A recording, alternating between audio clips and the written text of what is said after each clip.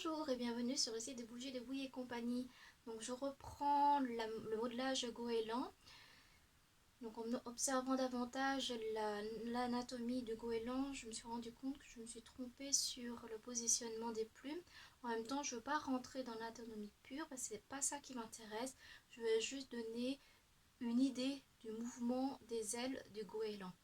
Donc voilà, j'ai trouvé que c'était sympa comme vue d'ensemble. Après, c'est ce qui compte vraiment. Donc, je tourne la caméra pour que vous puissiez mieux comprendre. Donc, au départ, j'ai fait des plumes grandes jusqu'ici en un seul morceau. Et en fait, les ailes d'oiseau sont structurées par couches de plumes. Donc, j'ai rajouté des plumes intermédiaires qui fait à peu près la moitié pour que ça fasse en effet, c'est beaucoup plus joli. Et ainsi que des toutes petites parties à ce niveau-là, parce qu'apparemment il y en a. Bon, c'est pas tout à fait ça, mais il y a quand même ici. Et surtout, j'ai tenté de faire recto verso, donc aussi bien sur le dessus que le dessous de l'aile pour que l'ensemble soit joli et cohérent. Après, je me suis arrêtée, alors attendez que je vous montre, à ce niveau-là. Donc, j'ai pas voulu faire des plumes parce que je me dis que c'est trop chargé. Après aussi, j'avais en tête de faire quelque chose de lisse. Donc, il va être le corps, la base des plumes et quelque chose d'un peu plus déstructuré qui ce sont les plumes en visible pour que ça fasse un contraste et du coup que ce contraste puisse rendre le goéland plus intéressant dans son ensemble. Voilà. Après, les ailes sont assez lourdes parce que j'ai tenté d'enlever les structures en fer.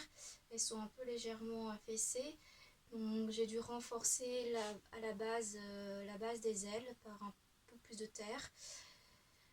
Voilà. Après, je sais pas. Après, éventuellement cuire dans le four.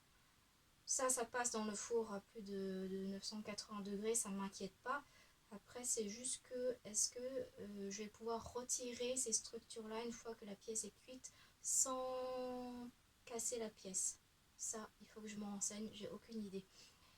Voilà, donc le boulot pour la prochaine fois, c'est de faire la queue, de retravailler le bec, car j'ai envie de voir un goéland avec un bec ouvert pour qu'il soit qu'il soit expressif au niveau de sa tête.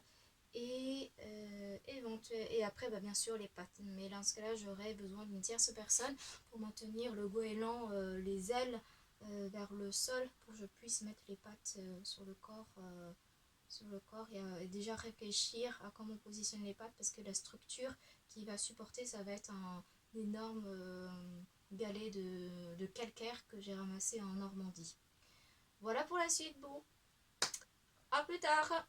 Salut!